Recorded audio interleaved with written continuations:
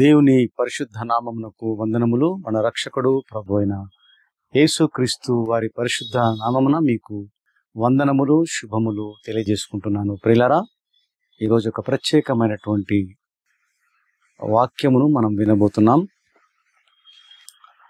క్రైస్తవ దేవుని పిల్లలందరికీ మరి తెలుసుకోవలసినటువంటి అంశము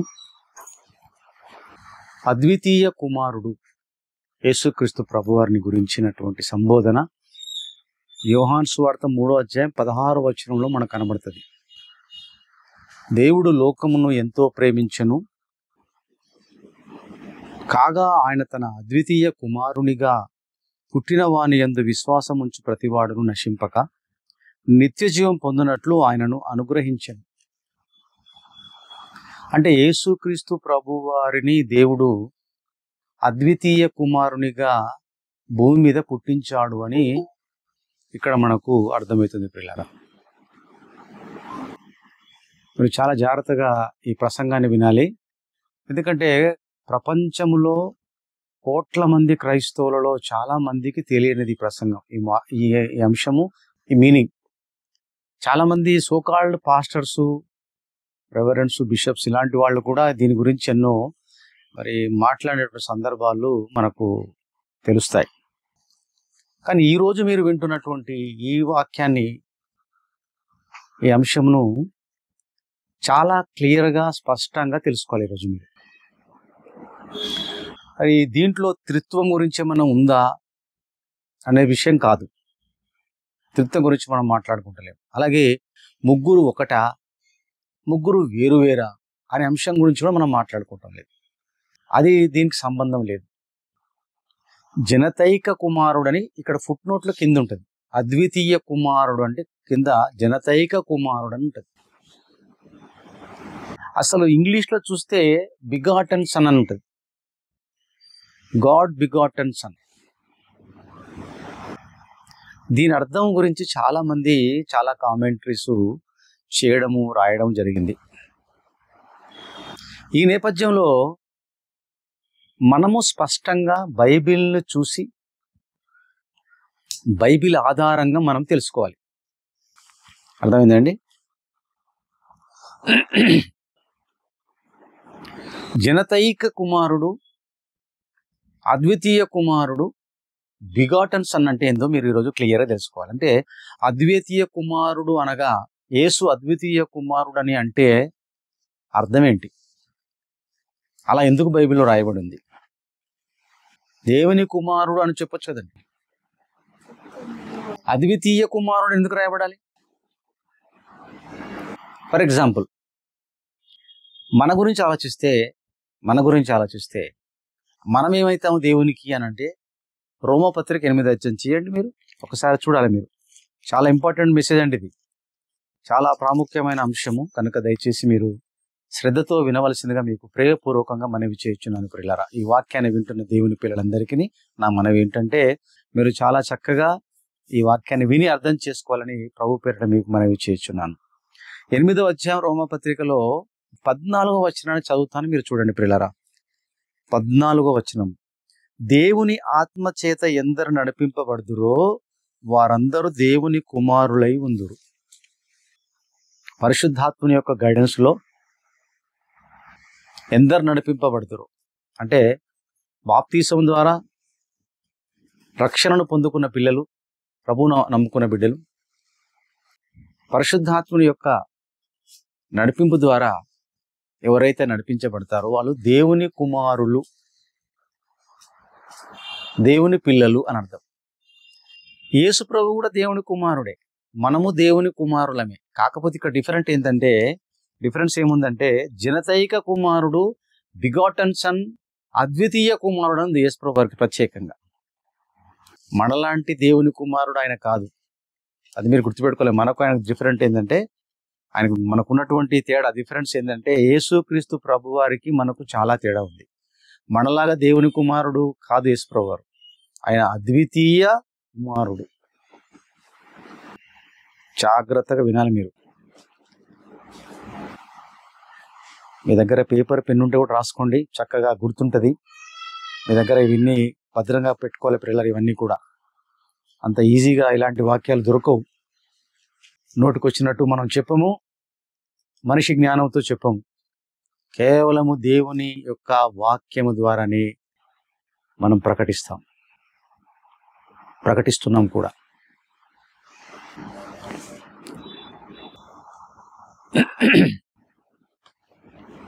అందువల్ల ప్రియమైనటువంటి దేవుని సంగమా, యేసు ప్రభు వారికి మనకున్న తేడా, చాలా మంది అనుకుంటారు కన్యమర్య గర్భాన పుట్టాడు, మొన్నే పుట్టాడు అనుకుంటారు చాలా మంది మనలాగా. నో నో నో, ఆయన జన్మము అద్భుతమైనది ప్రియులారా. ఈరోజు తెలుసుకుంటారు మీరు. అద్వితీయ కుమారుడు అంటే,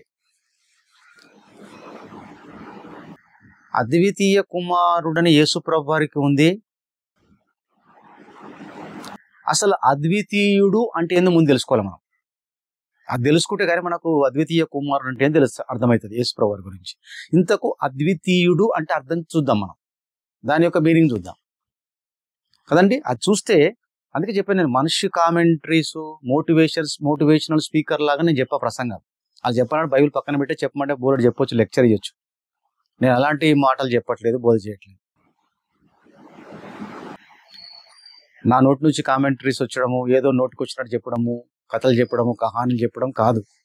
మనము బైబిల్ ఆధారం చేసుకునే తెలుసుకోవాలి. ఎందుకంటే బైబిల్లో ఆ పదం ఉంది కాబట్టి బైబిల్నే పరిశీలించాలి మనం. ఆ పదానికి నేను అర్థం చెప్తాను, నా సొంత బుర్ర పెట్టి బైబిల్ కంటే నాకేదో జ్ఞానం ఉన్నట్టు, బైబిల్ కంటే నా బుర్ర పెద్దది అన్నట్టుగా చెప్తే అది సరైనటువంటి జవాబు కాదు కదా. బైబిల్లో ఉన్న పదానికి బైబిలే ఆన్సర్ చెప్పాలి, బైబిలే బోధించాలి. కనుక ఇప్పుడు మనం ఏం చేద్దామంటే ప్రియులారా, అద్వితీయుడు అంటే ఎంత మనం చూద్దాం. మొదటగా ద్వితీయోపదేశకాండం చూద్దాం. ఫస్ట్ 6వ అధ్యాయం, పాత నిబంధనలో ద్వితీయోపదేశకాండము 6వ అధ్యాయము 4వ వచనం. ఇశ్రాయేలు వినుము, మన దేవుడైన యెహోవా అద్వితీయుడగు యెహోవా. ఇక్కడ దొరికింది మనకు ఒక మాట. యెహోవా అంటే తండ్రి అయిన దేవుడు, అద్వితీయుడు అని ఉంది. కనుక అద్వితీయుడైన దేవుడు యేసుక్రీస్తు కుమారుడిగా, అద్వితీయ కుమారుడిగా జన్మించాడా అని కూడా కొంతమంది అనుకుంటారు. ఇది కూడా చెప్తున్నాను మీకు, జాగ్రత్త వినాలి మీరు. అర్థమైందండి? యెహోవా అద్వితీయుడు అని ఉంది కాబట్టి పాత నిబంధనలో ఆ అద్వితీయుడైన యెహోవానే యేసుక్రీస్తు లాగా అద్వితీయ కుమారుడిగా పుట్టాడని అనుకునే వాళ్ళు కొందరు ఉన్నారు.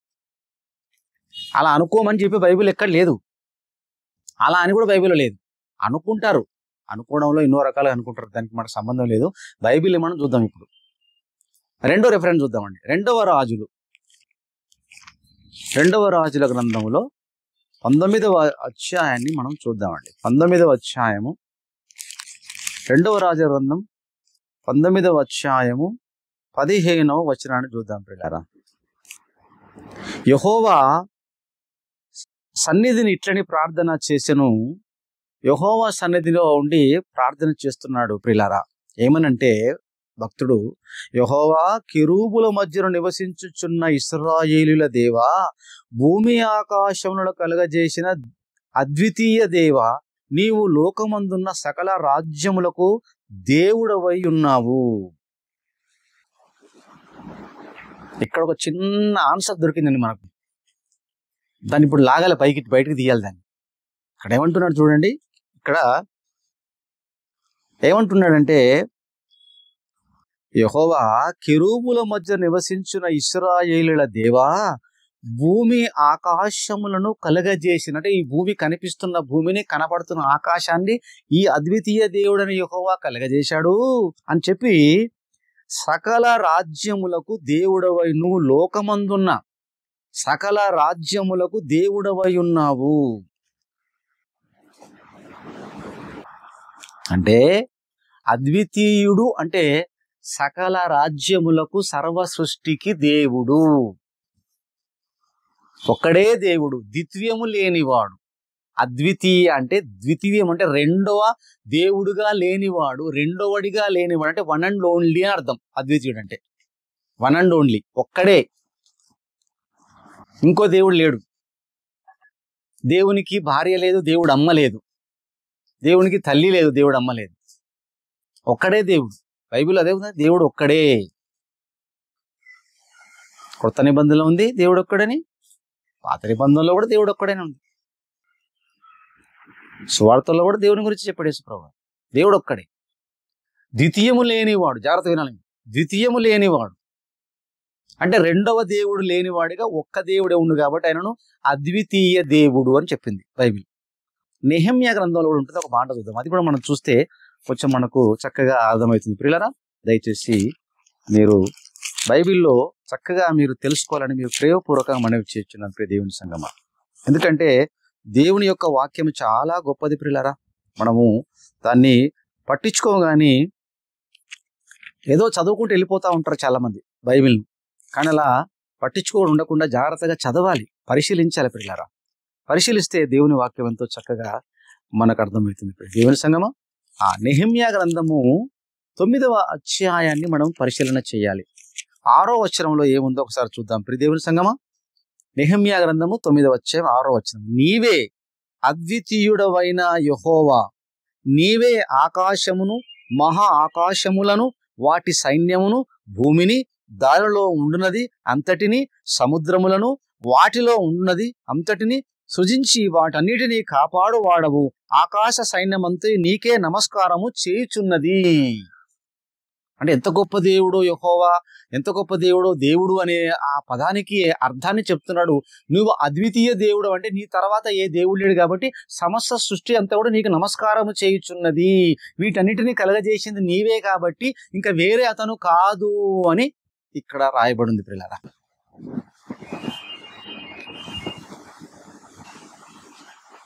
అర్థమైందండి? మళ్ళీ మీకు ఒక క్వశ్చన్ రావచ్చు ఇక్కడ. కలిగి ఉన్నది ఏదియో ఆయన లేకుండా కలగలేదు కదా, యేసుప్రభువు వారు కలగజేశాడు కదా, ఆయనే ఈయన అనేది ఒక మళ్ళీ ప్రశ్న రావచ్చు మీరు. ఇప్పుడు మనం అందుకే త్రిత్వం గురించి మాట్లాడుకోవటం లేదు. ఇక్కడ పాయింట్ అద్వితీయ దేవుడు, అద్వితీయ కుమారుడు మనం మాట్లాడుకుంటున్నాం. అయితే ఇక్కడ ఈ ప్రశ్న కూడా నేను ఇక్కడ జవాబు మీకు ఇస్తాను. దేవుడు సమస్త సృష్టికి కారణభూతుడు. ఆయన యేసుక్రీస్తు ద్వారా ఈ లోకాలను కలగజేశాడు. ప్రియులారా, బైబిల్లో ఉంది, ఆదియందు వాక్యం ఉండెను, వాక్యము దేవుని యొద్ద ఉండెను, వాక్యము దేవుడై ఉండెను. వాక్యము ఆదియందు దేవుని యొద్ద ఉండెను. ప్రపంచములు దేవుని వాక్యము వలన నిర్మాణమైనవని ఉంది హెబ్రీ పత్రికలో. అంటే ప్రపంచములను వాక్యము నిర్మించింది, అంటే నిర్మించాడు యేసుక్రీస్తు ప్రభువారు.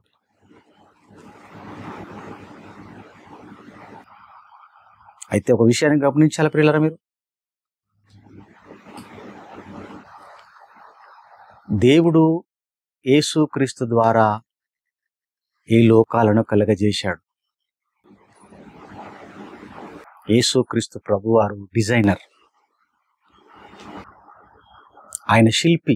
అందుకే సామెతలు 8వ అధ్యాయం ఉంటుంది, ప్రధాన శిల్పినై నేను దేవుని యొద్ద అనుదినము ఆనందించుచుంటిని. యేసుప్రభు యొక్క సాక్ష్యం అది. ప్రధాన శిల్పిగా దేవుని యొద్ద అనుదినము నేను. చూడండి ఒకసారి, అది కూడా మీరు చూస్తే బాగుంటుంది. సామెతల గ్రంథం 8వ అధ్యాయంలో 30వ వచనంలో చూద్దామండి. సామెతలు 8:30లో నేను ఆయన యొద్ద, ఆయన అంటే దేవుని యొద్ద ప్రధాన శిల్పినై అనుదినము సంతోషించుచు నిత్యము ఆయన సన్నిధిని ఆనందించుచుంటిని. ఆయన కలగజేసిన పరలోకమును బట్టి, ఆయన కలగజేసిన పరలోకమును యేసుక్రీస్తు ప్రభువారు నిర్మించలేదు. దయచేసి గమనించాలి మీరు. పరలోకమును ఎవరు నిర్మించారు? దేవుడు అని చెప్తుండే యేసుప్రభు వారు. మళ్ళీ అది కాదంటే తప్పు మనదవుతుంది. యేసుప్రభు తప్పు చెప్తలేదు ఇక్కడ. యేసుప్రభు అంటున్నాడు, ఆయన కలగజేసిన పరలోకమును బట్టి సంతోషించుచు నరులను చూచి ఆనందించుచుంటుని. నరులు కిందున్నారు భూమి మీద, పరలోకంలో యేసుప్రభు ఉన్నాడు, తండ్రి ఉన్నాడు. ఆ తండ్రి దగ్గర ఉన్న యేసుప్రభు అంటున్నాడు, ఆయన యుద్ధ నేను ప్రధాన శిల్పిగా ఉన్నాను, ఆయన పరలోకాన్ని చేశాడని. ఈ కనిపిస్తున్న విశ్వమంతటిని యేసుక్రీస్తు ప్రభు వారు సృష్టించారు. అది గుర్తుపెట్టుకోవాలి మీరు. అంత క్లియర్గా ఉంది చూసారా బైబిల్లో? పిల్లరా, లేనిది అర్థాన్ని చెప్పొద్దు, దీనికి లేని అర్థాలు చెప్పొద్దు. ఉన్నది చదివాను, అన్నది చెప్పాను మీకు నేను. పరలోకాన్ని దేవుడు చేశాడు, ఈ కనిపించే సృష్టి యావత్తు యేసుక్రీస్తు చేశాడు. అర్థమైందండి? కనుక అద్వితీయ దేవుడు అంటే పాత నిబంధనలో మనకు కనబడుతున్నటువంటి యెహోవాగా ఇక్కడ చాలా క్లియర్గా మనకు అర్థమవుతుంది ప్రియులారా. అద్వితీయుడు అంటే ఇంకా క్లియర్గా తెలుసుకుందాం మనం. మార్క్స్ వార్త 12 అధ్యాయం. మార్క్స్ వార్త 12 అధ్యాయము 29వ వచనం మొదటిగా. అందుకు యేసు, ప్రధానమైనది ఏదనగా, ఓ ఇశ్రాయేలు వినుము, మన దేవుడైన ప్రభు అద్వితీయ ప్రభు. ఏమంటున్నాడు? మన దేవుడైన యెహోవా, మన దేవుడైన ప్రభు అద్వితీయ ప్రభువు.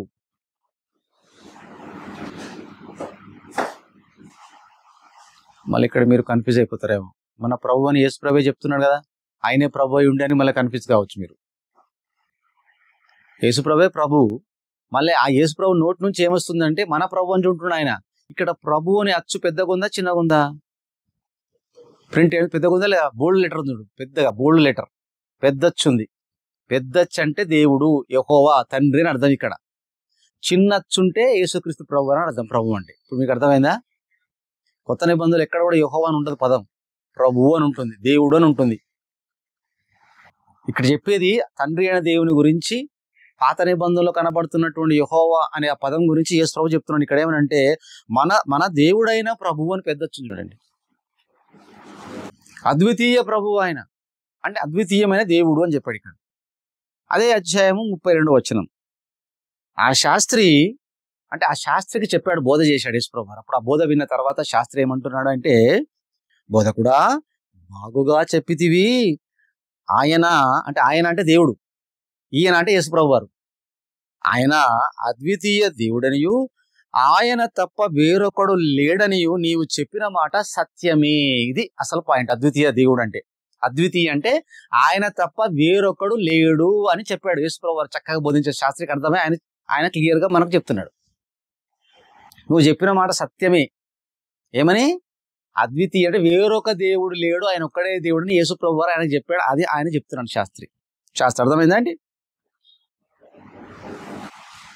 అర్థమైందా? ఇప్పుడు అద్వితీయుడు అంటే వేరొకడు లేనివాడుగా అని అర్థం. అంటే అట్లాగే యేసుక్రీస్తు ప్రభువారు కూడా వేరొక కుమారుడు కాదు. మనము శరీర సంబంధంగా తల్లిదండ్రులకు జన్మించిన వాళ్ళము, యేసు ప్రభువారు కాదు. స్వయాన దేవునికి కుమారుడిగా పరలోకములో వాక్యమైన దేవునిగా తండ్రి యొద్ద ఉన్నాడు, ఎప్పటి నుంచో ఉన్నాడు. ఆయన ఉన్న వాక్యము శరీరాన్ని ధరించుకోవడానికి ఒక శరీరం అవసరం కాబట్టి మరియమ్మ యొక్క శరీరాన్ని ఆయన ఆశ్రయించి అద్భుతము ద్వారా ఆమె యొక్క గర్భాన, కన్యమరియ గర్భాన జన్మించినటువంటి వాడుగా మనం ఆయనను చూస్తున్నాము.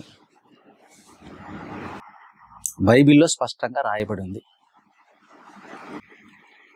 కనుక అలాగా పురుషుడు లేకుండా ఒక కన్యకు ఎప్పటి నుంచో ఉన్నవాడుగా పరలోకంలో ఉన్నవాడు భూమి మీద తల్లిదండ్రుల ద్వారా జన్మింపకుండా, అంటే శరీర సంబంధంగా జన్మింపకుండా అద్భుతమైనటువంటి జన్మ ద్వారా కన్య మరియమ్మ గర్భాన అలా జన్మించినటువంటి జన్మం కలిగినటువంటి వాడు భూమి మీద ఒక్క యేసు తప్ప ఎవరు లేరు. అందరూ తల్లిదండ్రులకి జన్మించింది. తండ్రికి తల్లికి కలిగినటువంటి శరీర సంబంధమైనటువంటి ద్వారా జన్మించిన వాళ్ళే ఉన్నారు, యేసు తప్ప. కనుక అలాంటి జన్మ ఎవరికి లేదు కాబట్టి అలా ద్వితీయం అంటే అలా జన్మించిన వాడు ఒక్క యేసే తప్ప అద్వితీయ కుమారుడు. అర్థమైందా మీకు? ఇప్పుడు ఎవ్వరు లేరు. పైగా ఆయన ఆల్రెడీ పరలోకంలో ఉన్నాడు. మనకంటే ముందు నుంచి, అబ్రహాము పుట్టక ముందే నేను ఉన్నాను అన్నాడు ఆయన, స్టేట్మెంట్ ఇచ్చాడు.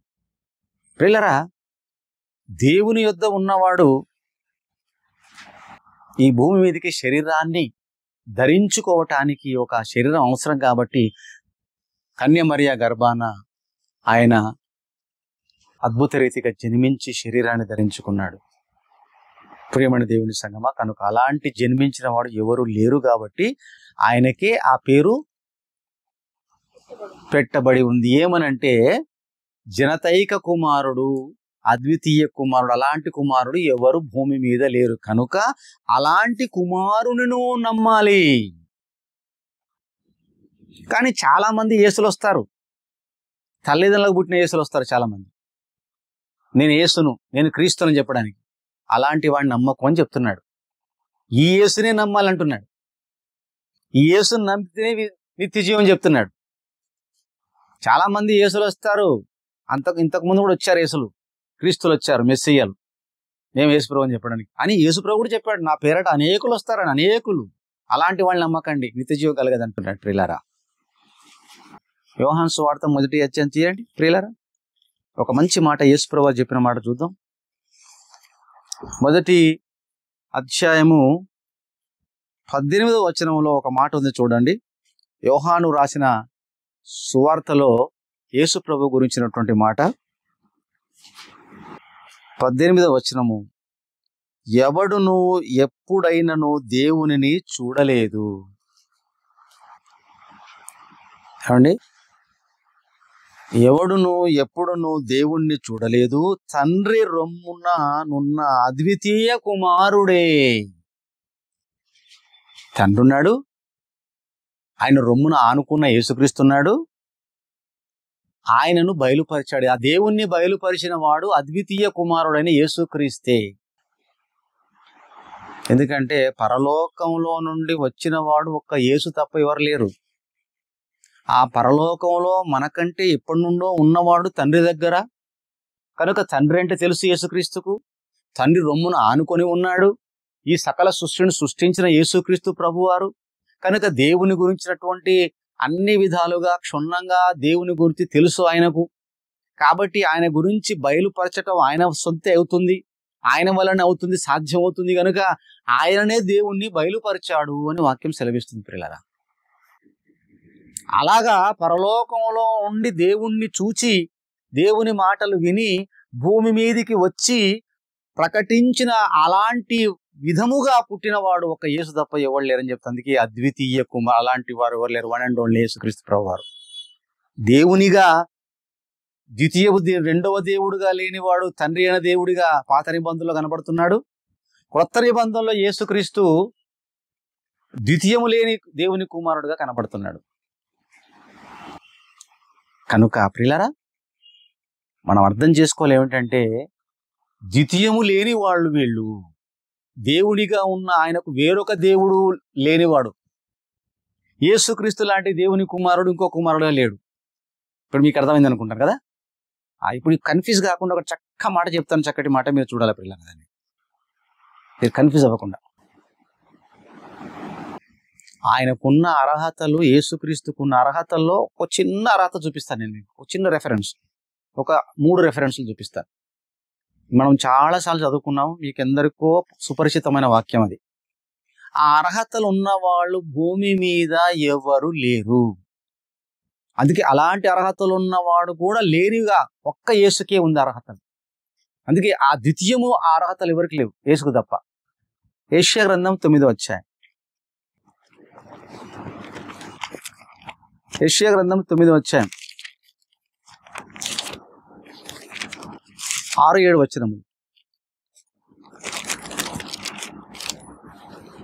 ఏలైనగా మనకు శిశువు పుట్టెను, మనకు కుమారుడు అనుగ్రహింపబడి. యేసుక్రీస్తు కూర్చున్న ప్రవచనం ఇది.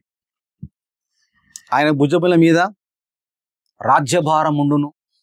ఎవరి భుజముల మీద రాజ్యభారం లేదు, ఏ మనిషిని మీద, ప్రపంచంలో ఉన్న దేవుని సంగమ మీద రాజ్యభారం ఉండును. ఆశ్చర్యకరుడు, ఆలోచనకర్త, బలవంతుడైన దేవుడు, నిత్యుడగు తండ్రి, సమాధానకర్త అధిపతి అని అతనికి పేరు పెట్టబడును. ఎన్ని అర్హతలు చూసారా? యేసు ప్రభు వారి గురించి ప్రవచనం అండి ఇది, ప్రాఫెసీ. క్రీస్తు రాకముందే లోకం, ఆయన పరలోకంలో ఉన్నాడు. ఇది యెషయా రాసేటప్పటికే పరలోకంలో యేసు ప్రభు ఉన్నాడు, ఇంకా భూమి మీదకి రాలేదు. వస్తాడు, పుడతాడు, ఇలాగా ఆయన ప్రకటించబడతాడు, ఆయన పేర్లు పెట్టబడతాయని చెప్పి ఈడ చక్కగా రాయబడింది. ఇలాంటి అర్హతలు కలిగిన వాడు యేసు తప్ప ఎవరు లేరు. అనగానే మళ్ళీ మీకు ఒక డౌట్ రావచ్చు, అంటే ఇవన్నీ కూడా క్వాలిటీస్ యేసులో ఉన్నాయి కాబట్టి ఈయననే యెహోవా, ఈయననే దేవుడు అనుకుంటే మళ్ళీ ప్రమాదం ప్రియులారా. మీరు అలాగా మీరు కంపేర్ చేసుకోవద్దు. యేసు ప్రభువారు అద్వితీయ దేవుడు ఒక్కడే, అద్వితీయ కుమారుడు ఒక్కడే. అద్వితీయ దేవుడు, అద్వితీయ కుమారుడు ఇద్దరు ఒకటి కాదు, అది గుర్తుపెట్టుకోవాలి మీరు. అంటే ఈ పాయింట్ను బట్టి, అద్వితీయ అనే పదాన్ని బట్టి చెప్తున్నాను నేను. ఇక్కడ త్రిత్వం గురించి నేను చెప్పట్లేదు. ఎందుకు చెప్పట్లేదు అంటే ప్రియులారా, యేసు ప్రభువారు చెప్పాడు ఆ మాట మీరు చూడాలి. ఇప్పుడు మీరు చక్కగా చూసి అండర్లైన్ చేసుకోవాలి. పాత నిబంధనలో ఏ అద్వితీయ దేవుడి గురించి చెప్పాడో, యెహోవా అని చెప్పబడిందో, దాని గురించి మనకు మార్క్స్ వార్తలో యేసు ప్రభు ఏం చెప్పాడంటే అద్వితీయ ప్రభు అని చెప్పాడు. అది కూడా మీకు చెప్పాను. ఆ అద్వితీయ ప్రభువు ఆ పాత నిబంధనలో ఉన్న దేవుడిగా పిలువబడి యెహోవా అని మనకు అర్థమైంది. ఇక్కడ యేసు ప్రభు గురించి బలవంతుడైన దేవుడు, నిత్యుడగు తండ్రి అనగానే మనకు టక్కును తీసుకుపోయి యేసు ప్రభు వారిని తీసుకుపోయి మన యెహోవాకు లింక్ చేసామనుకో పాత నిబంధనలో, అప్పుడు ఒక చిన్న ప్రాబ్లం అవుతుంది మనకు. దాన్ని చూద్దాం ఇప్పుడు మనం. యోహాను సువార్త 17వ అధ్యాయం. యోహాను సువార్త 17వ అధ్యాయం చూద్దామండి. 17వ అధ్యాయం 3వ వచనంలో,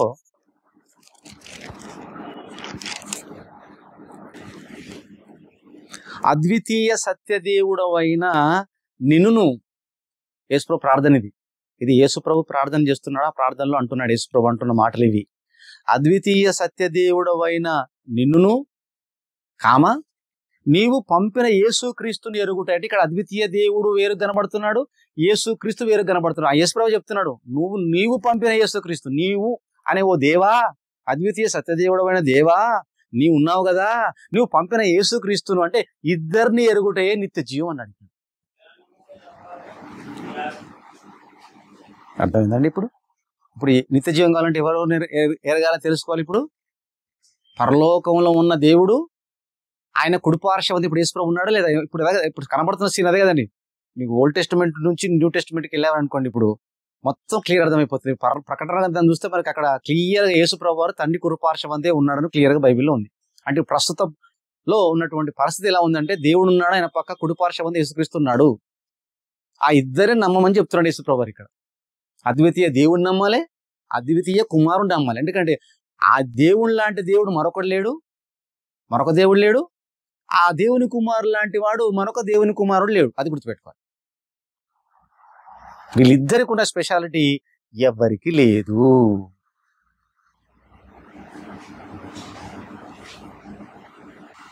ప్రియులారా, అందుకే అంటాడు మొదటి యోహాను పత్రిక 2వ అధ్యాయము 22వ వచనం 23వ వచనం. యేసు క్రీస్తు కాడని చెప్పువాడు తప్ప ఎవడు అబద్ధికుడు, తండ్రిని కుమారుణ్ణి ఒప్పుకొనని వీడే క్రీస్తు విరోధి. ఇప్పుడు ఎవరన్నా ఒప్పుకోవాలి? తండ్రిని కుమారుణ్ణి ఒప్పుకోవాలి అని చెప్పాడు. యేసు ప్రభువు ఏం చెప్పాడు? యోహాను సువార్త 17వ అధ్యాయంలో మనకు 3వ వచనంలో, అద్వితీయ సత్యదేవుడు అయిన నిన్నును నీవు పంపిన యేసుక్రీస్తుని ఎరుగుటయే నిత్య జీవం. అంటే తండ్రి అయిన దేవుడిగా ఉన్నటువంటి ఆయన అద్వితీయుడైన దేవుడు, కుమారుడిగా ఉన్న యేసు ప్రభు వారు అద్వితీయ కుమారుడు. వాళ్ళ లాంటి వాళ్ళు మరొకరు లేరు అని అర్థం అండి. ఇక తిరుగులేదు. ఇక ప్రియులారా, యేసు ప్రభు లాంటి అర్హతలు కలిగిన వారు భూమి మీద ఎవరు లేరని బైబిల్లో క్లియర్గా ఉంది. అందుకే మీకు చూపించాను రెఫరెన్స్, ప్రవచనాలు చూపించాను.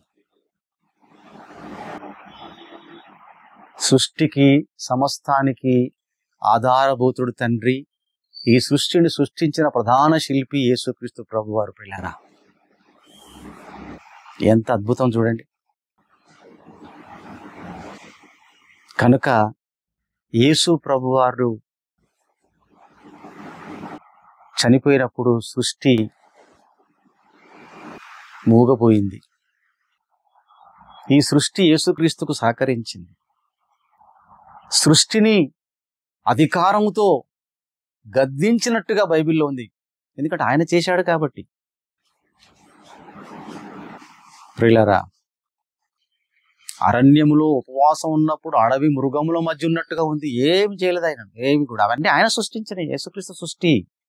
నిజం చెప్పాలంటే ఒక అద్భుతమైన అందమైన ఒక ఫ్లవర్, ఒక పువ్వును ముట్టుకున్నారనుకోండి, తీసి చూశారనుకో, అందులో యేసుప్రభు కనబడాలి మనకి. ఎందుకంటే ఆయన డిజైన్ అది. యేసుక్రీస్తు ప్రభు వారు ప్రధాన శిల్పి. ఒక ఫ్రూట్, ఒక పండు, ఒక ఫలము తిన్నా కూడా అది యేసుక్రీస్తు తయారు చేసింది. కలిగి ఉన్నది ఏదియు ఆయన లేకుండా కలగలేదంటుంది బైబిల్ ప్రియులారా. ఇక చివరిగా 1 యోహాను పత్రిక 4వ అధ్యాయము 9-10 వచనం చూద్దామండి.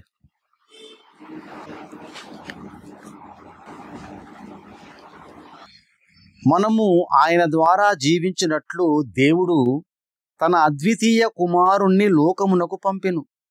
మనము దేవుని ద్వారా జీవించటానికి యేసుక్రీస్తు ప్రభువారిని అద్వితీయ కుమారుడిగా ఈ లోకాన్ని పంపాడంటే మళ్ళీ ఒక కుమారుడు పుట్టాడు. పాపం ఇజ్రాయెల్ దేశంలో ఉన్న వాళ్ళందరూ అదే ఎదురు చూస్తున్నారు, మరొక మెస్సయ్య పుడతాడని. అద్వితీయ కుమారుడుగా పుట్టేశాడు యేసుప్రభు వారు. ఇక మరొక మెస్సయ్య రాడు, పుట్టడు. ఇక పాపం వాళ్ళు ఎదురు చూస్తున్నారు ఇంకా ఈ మెస్సయ్య పుడతాడని. నో, పుట్టేశాడు ఒక్కడే అద్వితీయ కుమారుడు యేసుప్రభు వారు. ఇంకా మరొక ద్వితీయం పుట్టడు. ఇంకా వాళ్ళ వృధా ప్రయాసనే వాళ్ళు. అర్థమైందండి? వాళ్ళని ఏం కాపాడలేడు వచ్చినవాడు. వాళ్ళు ఏదో నమ్ముకొని ఈయనని యేసుప్రభు అనుకొని నమ్మినా ఆయన ఏం చేయలేడు, వాళ్ళను కాపాడి రక్షించలేడు. వాళ్ళను రక్షకుడు ఒక్కడే యేసుప్రభువే. పిల్లరా, దీని వలన దేవుడు మన యందుంచిన ప్రేమను ప్రత్యక్షపరచబడెను. మనము దేవుని ప్రేమించితిమని కాదు, తానే మనలను ప్రేమించి మన పాపములకు ప్రాయశ్చిత్తమై ఉండుటకు తన కుమారుణ్ణి పంపెను. ఇందులో ప్రేమ ఉన్నది. తండ్రి కుమారుల మధ్య ఉన్న అనుబంధం వలన కలిగినదే మనకున్న ప్రేమ, కలిగినదే మనకు కలిగిన రక్షణ. వాళ్ళిద్దరి వలన మనకెంతో రక్షణ, ఆశీర్వాదాలు కలుగుచున్నాయి ప్రియులారా. కనుక అద్వితీయుడు అంటే దేవుడు, అద్వితీయుడైన దేవుడు యేసుక్రీస్తు ప్రభువారు మరొక మెస్సయ్యగా పుట్టినా నమ్మకుండా ఈయననే నమ్మాలి, ఈయననే అద్వితీయుడు అంటే రెండవ యేసుక్రీస్తుగా ఎవరు లేకుండా పుట్టాడినా ఆయనకు తగ్గ అర్హతలు ఏమిటో తెలుసుకున్నాము. అలాంటి వాడు ఎవరు భూమి మీద పుట్టలేదు. అందుకే అంటాడు, ఏమంటాడంటే ప్రియులారా, దేవునికిని నరులకును మధ్యవర్తి ఇద్దరా ముగ్గురా? ఏముందండి బైబిల్లో? వాక్యం ఏముంది? ఒక్కడే అని ఉంటుంది. దేవునికిని నరులకును మధ్యవర్తి ఒక్కడే, ఆయనే యేసు క్రీస్తని నరుడు. తిమోతికి రాసిన మొదటి పత్రిక ప్రియులారా తీయండి 2వ అధ్యాయము 5వ వచనములో ఇది క్లియర్గా అర్థమైపోతుంది మీకు. మొదటి తిమోతి 2వ అధ్యాయం 5వ వచనంలో దేవుడు ఒక్కడే, దేవుడు ఒక్కడే అద్వితీయుడు. అందుకే ఇంకొక దేవుడు లేడు అర్థం ఇక్కడ. అందుకే అద్వితీయుడైన సత్యదేవుడైన దేవ అంటున్నాడు యేసుప్రభువు సంబోధించాడు. పాతరేమో అద్వితీయుడైన యెహోవా అని సంబంధించబడింది. అంటే ఇంకొక దేవుడు లేడని అర్థం. దేవుడు ఒక్కడని క్లియర్ ఇచ్చేసాడు ఇక్కడ. దేవునికిని నరులకును మధ్యవర్తి ఒక్కడే, అద్వితీయ కుమారుడు. అర్థమైందా మీకు? ఇప్పుడు ఇక్కడ క్లియర్ గా ఉంది. ఇక్కడ ఇద్దరి గురించి రాసేసాడు. ఒక్కడే, ఒక్కడే దేవుడు, ఒక్కడే మధ్యవర్తి ఒక్కడే. ఆయనే క్రీస్తు యేసను నరుడు. యేసు నరుడా? యేసు నరుడా? నరమాంసములు, నరుడి నుంచి ఉన్న మాంసములు, రక్త మాంసములు కలిగిన వాడు యేసుక్రీస్తు ప్రభువు కనుక నరుడు అని సంబోధించాడు అక్కడ. అలాగే దేవునికిని నరులకును మధ్యవర్తి ఒక్కడే. జాగ్రత్త వినాలి మీరు. ఆయనే యేసుక్రీస్తు నరుడు అని ఎందుకు రాశాడంటే ఏ నరుడు కాదు, మధ్యవర్తి అని అర్థం. ఏ నరుడు మధ్యవర్తి కాదు, దేవునికి ఒక్కడే, ఆయనే యేసుక్రీస్తు నరుడు అని ముందే బైబిల్లో చెప్పబడింది, రాయబడింది. కనుక అలాంటి ద్వితీయము ఉన్న కుమారుడిగా, దేవుని కుమారుడిగా పుట్టినవాడు భూమి మీద యేసుక్రీస్తు తప్ప ఎవరును లేరు. అది మీరు గుర్తుపెట్టుకోవాలి పిల్లరా. కనుక అద్వితీయ దేవుడు, అద్వితీయ కుమారుడిగా ఉన్నటువంటి జవాబు మీకు అర్థమైందని గ్రహిస్తున్నాను పిల్లరా. మీరు కూడా గ్రహించారని నేను నమ్ముచున్నాను. కనుక బైబిల్లో ఉన్నది మనం చాలా స్పష్టముగా, క్లియర్గా అర్థం చేసుకున్నాం. బైబిల్లో ఉన్నదే మనం అర్థం చేసుకున్నాం. కనుక ప్రభువారిని మనము అద్వితీయ కుమారుడిగా మనం నమ్మాలి. అద్వితీయ సత్యదేవుడు అయిన దేవుని నమ్మాలి. ఆయన పంపిన అద్వితీయ కుమారుడైన యేసుక్రీస్తును విశ్వసించాలి. అందుకే దేవుడు లోకమును ఎంతో ప్రేమించను. ఎంత ప్రేమించడంటే తన ప్రియ కుమారుడైన యేసుక్రీస్తును మన కోసం బలి చేసేశాడు. రక్షణ కొరకు, మనం పరలోకం వెళ్ళటం కొరకు ప్రియులారా. ఆయనను ఈ లోకానికి అనుగ్రహించాడు. ఆయన నమ్మితే నిత్య జీవాన్ని బైబిల్ స్పష్టంగా తెలియజేస్తా ఉంది. తలలో వంచండి, ప్రార్థన చేస్తాను. దయగల మా తండ్రి, కృపగల దేవ, మహిమగల నాయన, మీకు వందనములు స్తోత్రములు చెల్లించుకుంటున్నాను. మా తండ్రి, మీ యొక్క వాక్యములో ఉన్న సత్యాలను మేము తెలుసుకున్నాము. మీ పిల్లలకు చక్కగా వాక్యము ద్వారా వివరించున్నాను.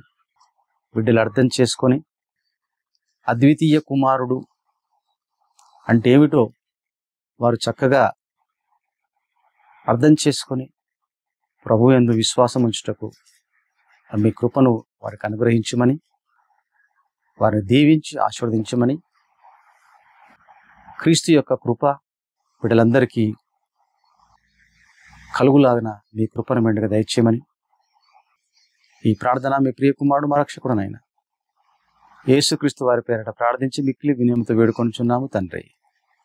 ఆమేన్.